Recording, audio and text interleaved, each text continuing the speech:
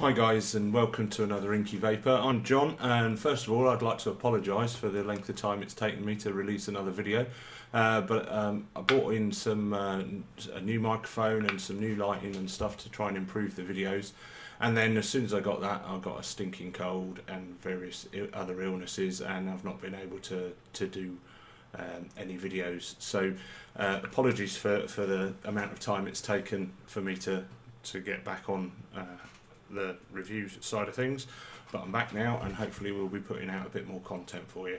What we're going to talk about today is the Cthulhu RTA V2. It's by the Cthulhu mods guys, the ones who did the Hasta and obviously the original Cthulhu tank. As I've said before, I'm a bit of a nut for anything that says Cthulhu on it, or I've got t-shirts, games, I've even got this little fella, my little Cthulhu that my daughter bought me. So yeah, I'm a bit of a nut for things to do with Cthulhu, even though it's got absolutely really nothing to do with vaping. What we're going to do is we're going to go down and do a close-up, have a look at the tank, have a look at the things that come with it, and I'm gonna put in the dual deck for you to show you how to change the decks, because it's got two decks. It's got a single airflow, single coil deck, sorry, and then it's got a dual coil deck, which is very similar in its layout to the Velocity RDA, which works extremely well, I have to say. Right, so what we'll do is we'll go down, have a quick look, and then we'll come back and as usual, I'll give you my thoughts, and we'll go from there. Okay, so see you in a minute. Okay, so here we've got the Cthulhu V2 in its box as it came. Well, kind of. I had to repack it, obviously. I'll just take the tank out. We've also got a spare frosted glass here. I'll show you that. So that's another Pyrex there. There's spares, the blue screwdriver, and there was an Allen key in there, but oh yeah, it's down tucked in inside the box there. There's the Allen key. Okay, now there's a metal, fairly wide bore drip tip there as well, stainless steel, and the other thing we have here is the Velocity style twin deck, which has got a build on it ready for when what we're gonna do is gonna swap them over. So I'm gonna give you a tour of the tank. I'll just move this box out of the way, and then we'll put the other tank in, the other build deck in. So we'll put this dual deck in. Okay, so at the top here we've got a little Delrin drip tip. Still a bit wet from when I've just cleaned it.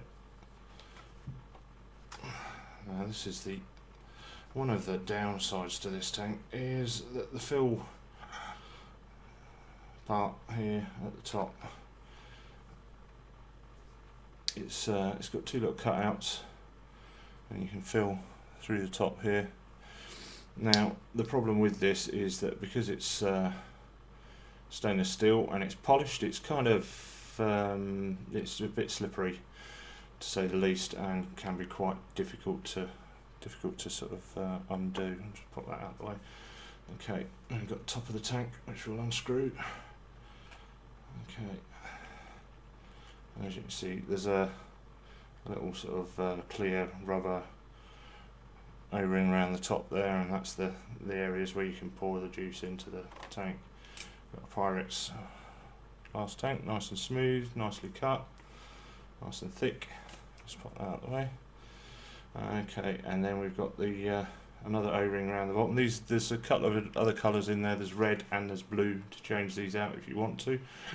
And then we've got the chimney section, which just unscrews, as you can see. Now, this is where the juice flows in through these little slots at the bottom of the chimney there, and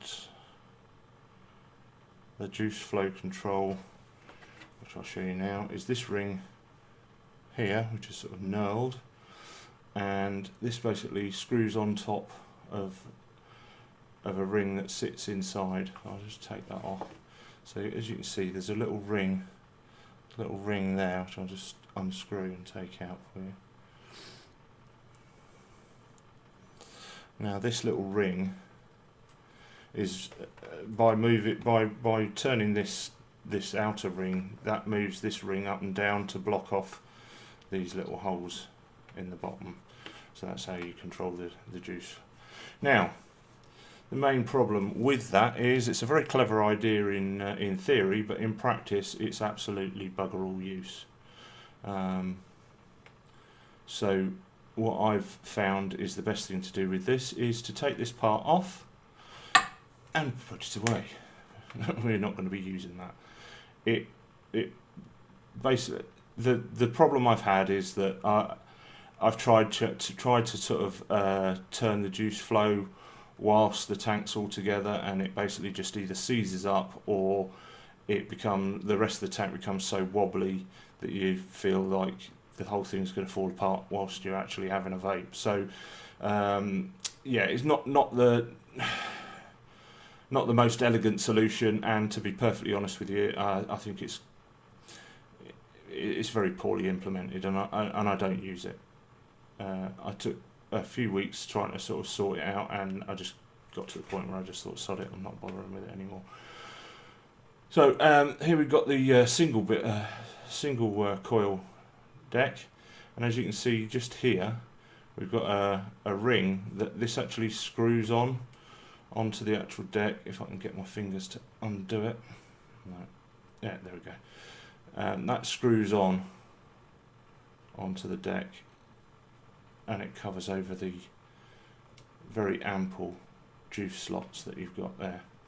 Now, my initial thought was, oh right, okay, so you wick this and put your cotton down in those channels and then put this over the top and screw it down. No, that's not the best way to do it. Well, I've found it's not the best way to do that, because what happens is, as you can see me trying to put this back on here, it's a fiddly bugger, and the threads are extremely narrow and very tight, and it's a real pain. And when you've got cotton in those juice slots, it's nigh on impossible to actually get this to screw on properly. So what I've been doing is I have it screwed on fully, and then what you do is you just put the wick in and then cut it and trim it so that you've just got enough, just a tiny little amount, just to tuck down into either of those two juice slots there, and that will hold them in. The ring then holds them in place, so that if you are taking your deck off the tank, your cotton isn't getting sort of tugged about and pulled out of place and out of position, like on a lot of these kind of RTAs where you can actually take the base off with the juice still in the tank. As you can see at the bottom there's an airflow slot, big, great, hoofing great Cyclopsy type airflow, bags of airflow on this. So you've got two slots, and there's a little stopper there that stops it from overturning. It's not the tightest in the world, but what I've found is that once it's on your mod and you set it to where you want it, it doesn't tend to move about too much anyway. So yeah, it's not bad. There is plenty of airflow when you've got the single coil deck on. This is actually quite capable, more than capable of doing all the way from a restricted lung hit all the way down. If you just sort of adjust it down like that, you can get a really good mouth to lung from it as well. So this coil, I think I've got it built at just below 1 ohm, and that's sort of 30 watts. It gives a really nice vape, really good flavour. Okay, so what we're going to do now is I'm just going to grab the screwdriver, which means I'm going to have to just stand up a moment. There we go. I should have that with me. And what we do, in order to change decks, as you can see here, we've got the copper 510, and just unscrew that. Now obviously with this being copper and it's screwing into stainless steel, you need to be really careful with it, because those threads are minute. And then, as you can see, there's like a stainless steel sleeve that screws into, and we just unscrew that as well, if I can get a good grip on it, which I'm having difficulties with, as I tightened it up probably a bit too tight. Hang on, another screwdriver. Oh. The joys of doing things on camera. Let's grab that. A bit more of a better screwdriver for the job. A bit more grip. Okay. So, let me know.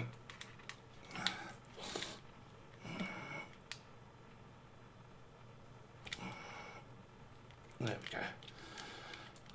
Don't have my own strength, obviously, when I was tightening it up.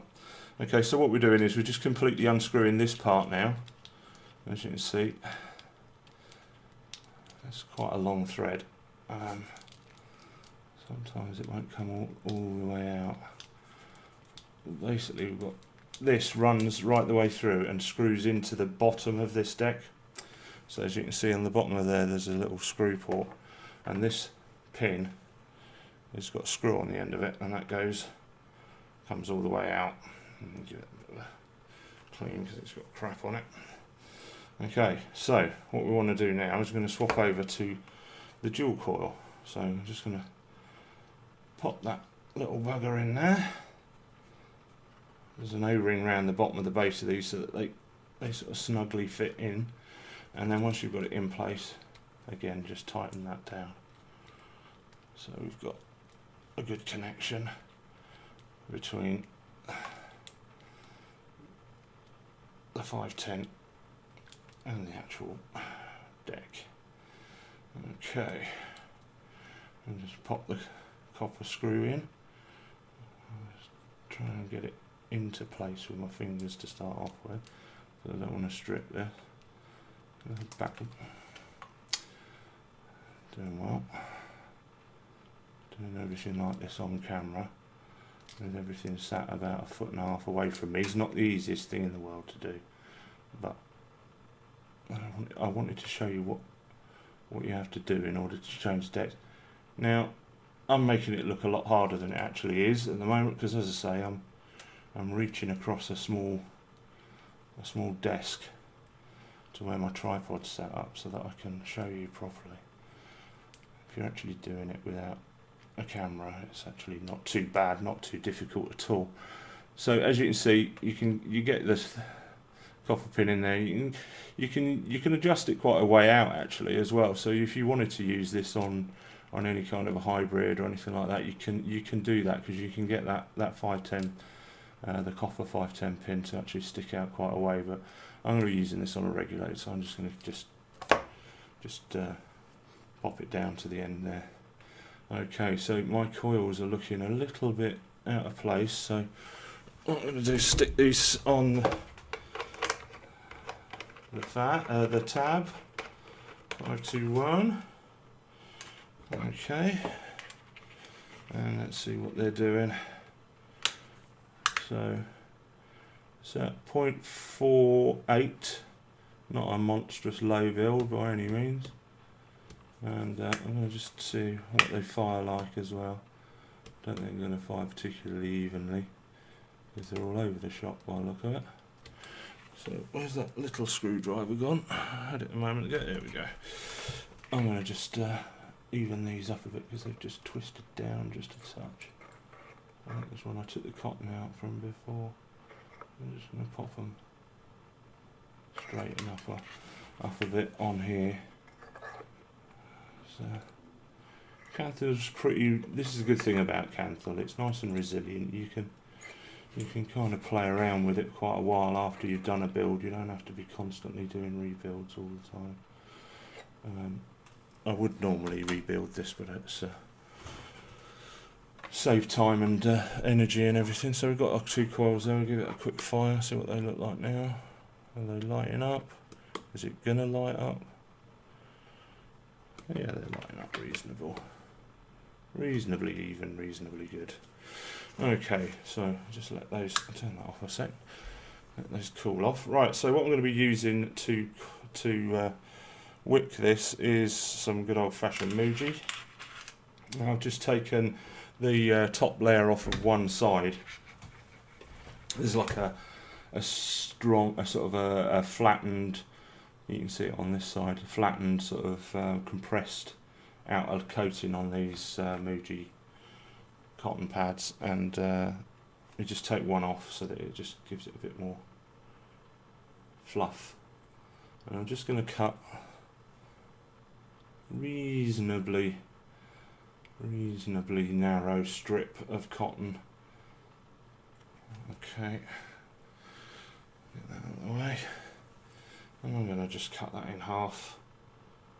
Just cut that in half as well, so that we've got, oh, there you go, stick that out of the way for the minute. Okay, so what we're going to do then is just twizzle one end, twizzle, and pop that little bugger through there. Right, my big sausage fingers are not being able to grab hold of that cotton, and I can't see what I'm doing. So we'll just give it a hand with some tweezers. Okay, just get that through. Now, I've found with this that you can pretty much wick it however you like, really. I tend to leave the cotton reasonably loose in this, just to give it a bit more of a chance for wicking, because there's RTAs tend to, you know, if you're not careful, you can get dry hits quite easily on these sort of sub-ohmy RTA type things. Even this is only at 0.48. Okay, so we've got two nice little bow ties there. Now, what we're going to do, try and see if we can get this a bit better on camera. I'm just going to cut right close to the deck itself. Okay. And again on this side, trying not to pull it too far through one end. Okay, and the same there. Okay, now what I do now is, this is going to be tricky doing it so that you can see what I'm doing.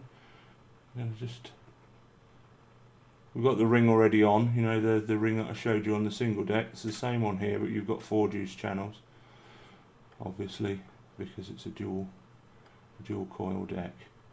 And all I'm going to do is just as you can see, I'm just pushing the cotton very gently, just teasing it down into the behind that ring, so that the cotton sits inside there. And as you can, I don't know if you can make out, but you can just see the cotton sort of just poking out underneath that ring there. And basically you're going to do that all the way around. So I'll do it again on this side, and as I say, nice and gentle. You don't want to compact it in there, because you want to be able to allow the juice to, juice needs to be able to actually flow up that channel and into the cotton. If you ram the cotton down in there, what you're going to end up doing is just ended up blocking that channel and stopping the capillary action of the juice coming up in through the bottom and working its way up the side of the juice slot there. So what we're doing is nice and gentle, take your time. I'm obviously rushing a little bit because I'm conscious that I'm doing this on camera and I don't want to bore the living shit out of you. But so there we go. So as you can see, we've got our cotton nicely tucked in behind that ring. You can just see a little bit of white poking out underneath the ring from it all the way round, and we've got our cotton situated how we want it. Now, what juice are we going to put in here? Look at there. Yes, I'm going to some lime kiln, I think. It's a new juice by Lancashire Steam Company that I absolutely love. That's 70-30, so it's a reasonably thick juice, but it works really well in here. As long as you get your wicking right and you completely ignore the juice flow ring, you should be fine. Okay, so right, what we do now is we get, where are we? Where's the juice flow ring? There. Okay, I'm going to take this off of here. Take this off of the 521 tab. Cracking little bit of kit, that, the 521 by Master. I thoroughly enjoy using it, it's great for building on. Just seems to be just at the right height for everything. Okay, so now, normally you would put this ring on if you wish to use it, you know, if you want to try it, give it a go, but this ring has a little slot there and there's a little nodule just sticking out there, and you can fit it on that way and then screw this portion on so it's a bit more firmly fitting. So because I'm not going to use it, what I do is just pop it on, push it all the way down onto that black O-ring at the bottom there.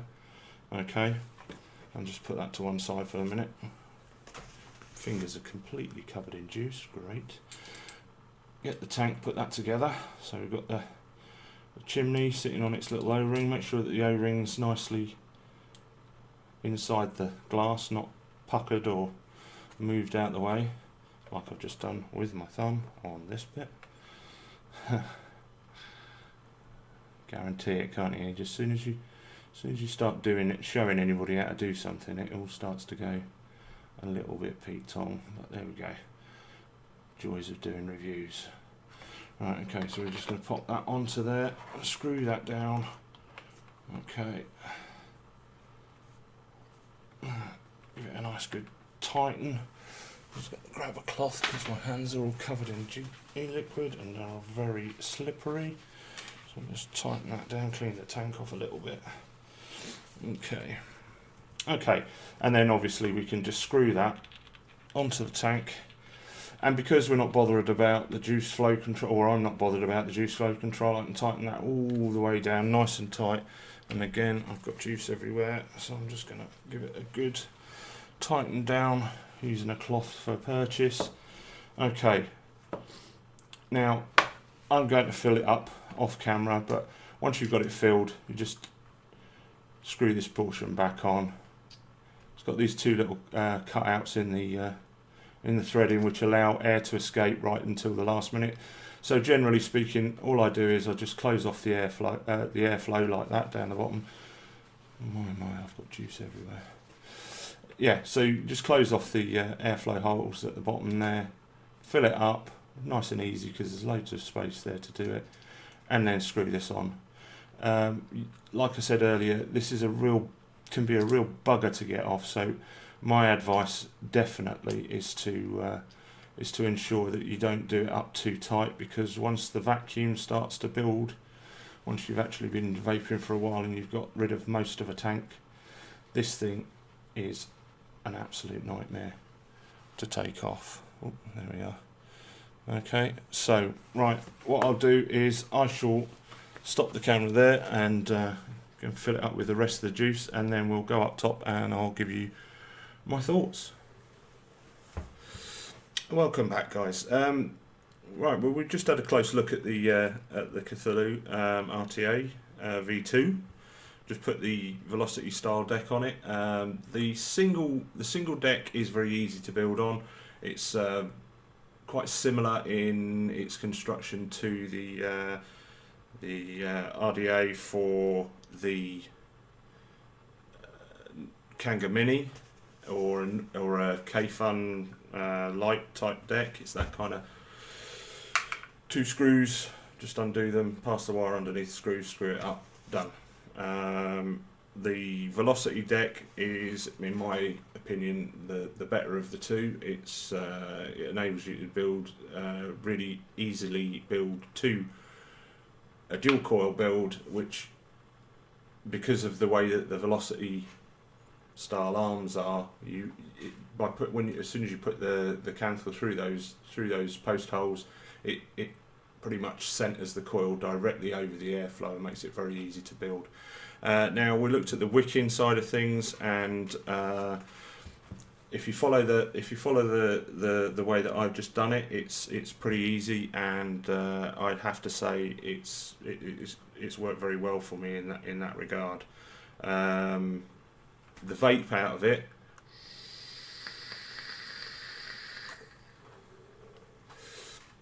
in dual coil mode, it's a very airy draw. I would liken it to maybe the Billow V1, maybe a little bit more airy than that, but certainly very very capable RTA. And I'm sure, I mean, I've only got this built at 0.48, but I'm sure that it could actually go, you could build it a lot lower quite happily.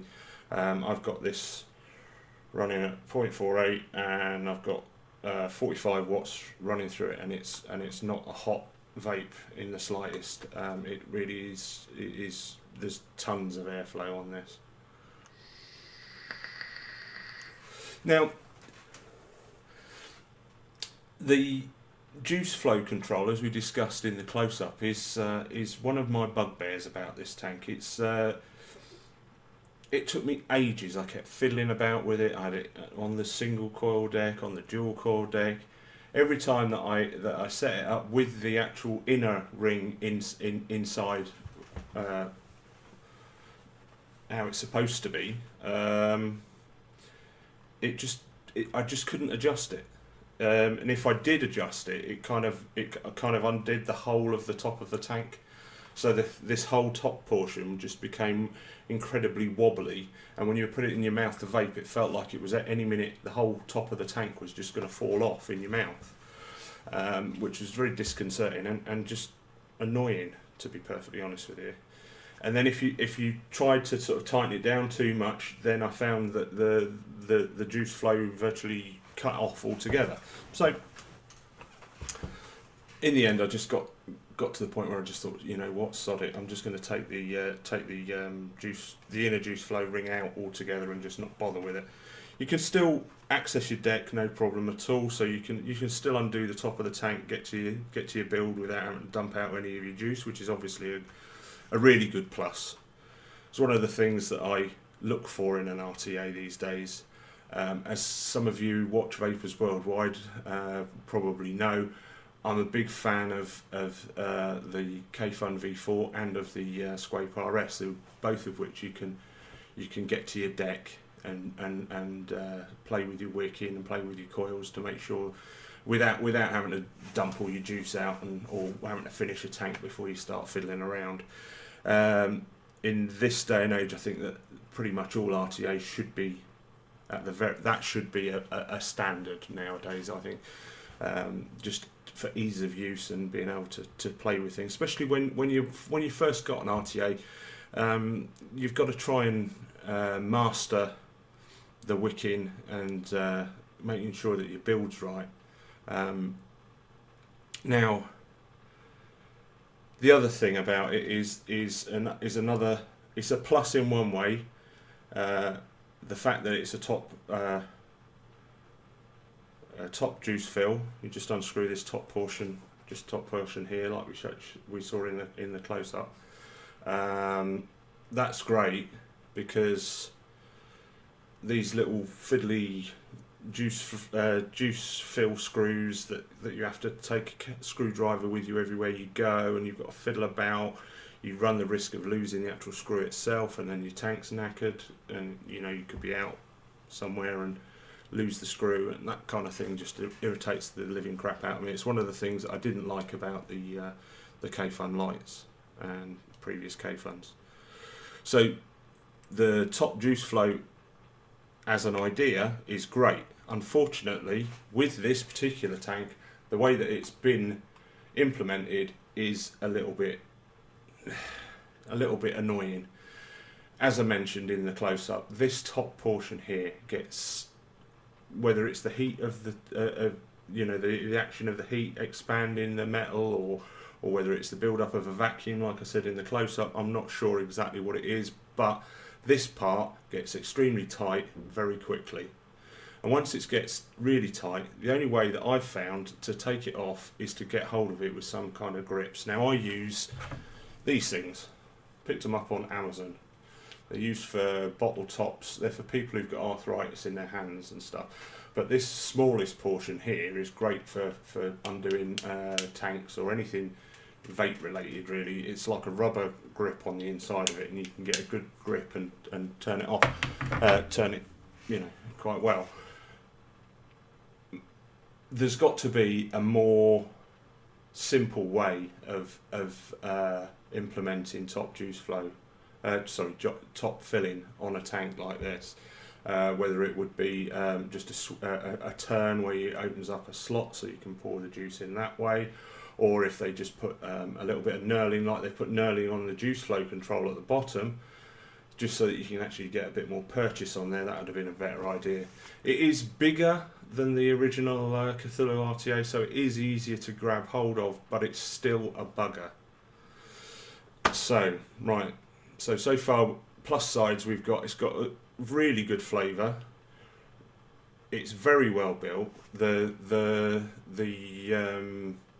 machining and everything is very nice. The threading is extremely good. Some of the threads are a bit fine, but they're good. They're not crunchy. I've not had any issues with anything with any of the threads being poorly implemented, or sometimes you get those little build-ups of little sort of bits of machining left over, little burrs and stuff. There's none of that in there. The glass tanks are great. The fact that it comes with 3 different coloured O-rings for the tank, so you can personalise it a little bit. You've got the clear ones, which I've got in.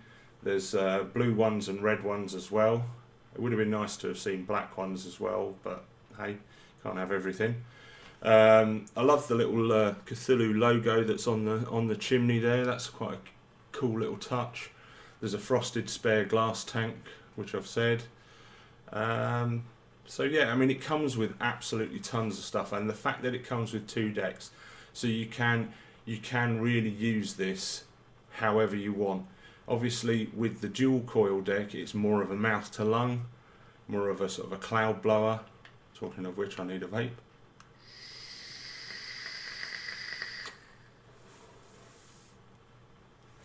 The flavour on it though is one of the biggest pluses in either mode, either dual coil or single coil. It's really good flavour. Obviously a little bit more flavour on the single coil in my opinion, but it's a tighter draw on that. So but this is a very versatile tank. The biggest problem I have with this tank is this completely and utterly pointless juice flow control at the bottom. It just doesn't work properly, in my opinion. Now, I don't know if anybody else has had the same issues as me, but I've certainly found that the only way to deal with it is do what I did, which is take that inner ring out and just get rid of it. Having it in place, it seemed to be a bit of Russian roulette as to whether you actually managed to turn the juice flow off or on. As a result, I got a couple of instances where I thought I'd got the juice flow open, and it was actually it had stayed closed, and I was getting dry hits because of that. It's a great thought to have, but if you're using anything above 50/50 in your e-liquid, so I mean, I generally vape Lancashire Steam Company. That's all 70/30. That you're going to have it wide open with that anyway, because the juice, you need that juice flow open in order to get that kind of thickness of juice to just wick properly. So for me, it's not an issue just taking that out altogether and just running it the way it is. But it should, if you're gonna release a tank with juice flow, make it work. That's all I'd say. Just make it work. There's a lot of innovation. There's a lot of really cool things about this tank, and one of the things that really does let it down is that juice flow control. Fortunately, it doesn't seem to affect the filling of it. You just close off the airflow, open up the top, fill it up, put the top back on, and then obviously open up the airflow, and away you go. It's not an issue. It could quite easily have been left out, in my opinion. Now, when I first got this tank, one of the things that really upset me was this thing was absolutely smeared head to toe in machine oil. I put it in my sonic cleaner for a half an hour bath with clean warm water and a capful of vodka, which is my usual cleaning technique. Ran it through that for half an hour in that way, then rinsed that off, cleared out the water out of the sonic, put in fresh just warm water and another half an hour. Now that normally will get rid of anything that I've ever had in the past with any kind of vape gear, even you know the sort of the cheaper authentics that I buy that sometimes come with a bit of machine oil. Normally an hour's worth of cleaning in the sonic is more than enough to get rid of any of that. This thing, I did that, I built it, sat in a hangout with some of the guys having a bit of a chat, and then I suddenly started to feel a bit queasy, and then I could taste machine oil, and it was strong. It was really awful. So I ended up having to completely strip the tank down. I ended up putting it in a bowl of very hot water with a couple of drops of washing up liquid, and I left it to soak overnight. I then, the next morning, rinsed it all out, gave it a clean again, put it back together, built it all up, wicked it, the rest of it, filled it up with juice, and it worked fine. But my point is you've bought something to vape on. You shouldn't have to go to those extremes in order to be able to use it. It's about time that manufacturers realise that kind of level of cleanliness of a product is not on. We don't want machine oil on our products. You know, okay, this is a cheap authentic. It's, you know, it's made in China, I believe. It's like 30 between. I think I've seen it between 29 and 35 pounds. So it's not an expensive product by any means. But I've had other cheap authentics and other products that have been made in China, and they've been as clean as a whistle. It's time, I think, as an industry across the board, whether you're paying £100 for something or you're paying £20 for something, it needs to be clean of machine oil. That stuff is nasty. You start vaping and you can taste machine oil, God knows what it's doing to you, and I just don't like it. So anyway, I'm not going to keep going on about that, but it did annoy me quite a lot, as you can probably tell. Now, would I recommend this as a tank? Yes, I would. I think on the whole, there are, you know, we've talked about a few of the cons, but generally speaking, the pros outweigh the cons. The fact that you've got a versatile tank that you can do mouth to lungs with, you've got that tighter single coil mode, and then you've also got at your disposal the dual coil deck where you can really sort of drop down to sub ohm, really open up the airflow and get a really good vape out of it that way as well. I think it's a brilliant idea. The array of spares, the presentation, all great things. The price, brilliant price. You know, it's sort of it's around £30. That's the average. It's around £30 for it, and for a tank that's as well made as this, I think that's a great price. The fact that the juice flow control doesn't work, I can kind of forgive it, and the fact that this top part is a bit of an annoyance, I can kind of forgive that too, because it does produce a really good vape.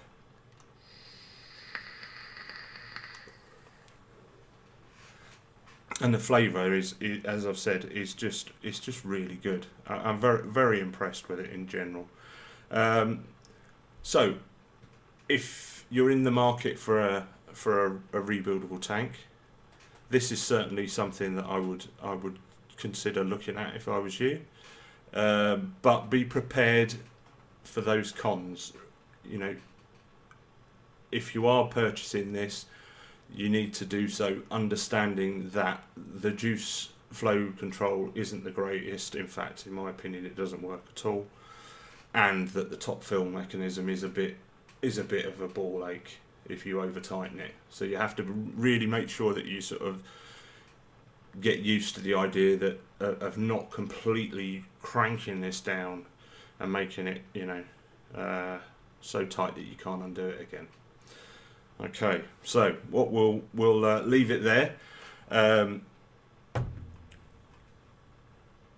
As I said, that's the Cthulhu V2 RTA. More than just a single tank. It's 2 tanks in one, basically. So by all means, you know, I recommend that you go out and have a look at it if you're in the market for one. If you've enjoyed this video, please press like, and if you want to see more of my videos, click on the subscribe button for me, please. That would be great. And also remember that every Wednesday at 9 UK time, we do, Ashley and Jamie and myself do Vapers Worldwide, which is a vaping talk show that we do on a weekly basis. So if you feel like tuning into that, that would be good as well. And I'll see you soon. Take care.